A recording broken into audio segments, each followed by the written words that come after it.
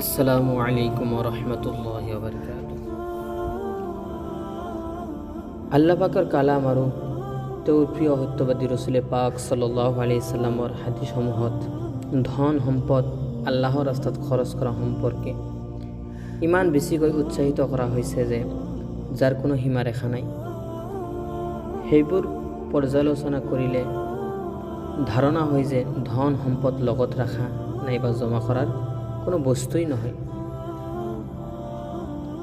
বৰং আল্লাহৰ ৰাস্তাত দান কৰিবলৈহে যেন এইবোৰৰ সৃষ্টি।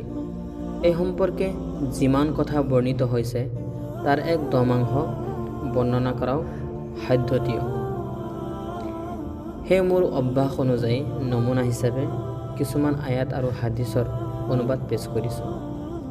আল্লাহ ৰব্বুল আলামিন সূৰা বাকাৰাত বৰ্ণনা কৰিছে, হুদাল লিল মুত্তাকিন আল্লাযীনা ইউমিনুনা বিল গায়বি ওয়া ইউকিমুনাস সালাতা ওয়া মিম্মা রাযাকনাহুম ইউনফিকুন والذين يؤمنون بما أنزل إليك وما أنزل من قبلك وبالآخرة هم يوقنون أولئك على هدى من ربهم وأولئك هم المفلحون।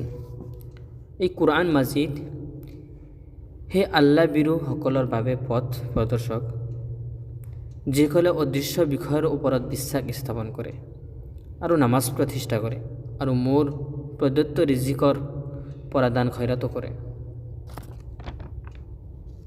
আৰু যিসকলে আপোনাৰ ওপৰত নাজিল হোৱা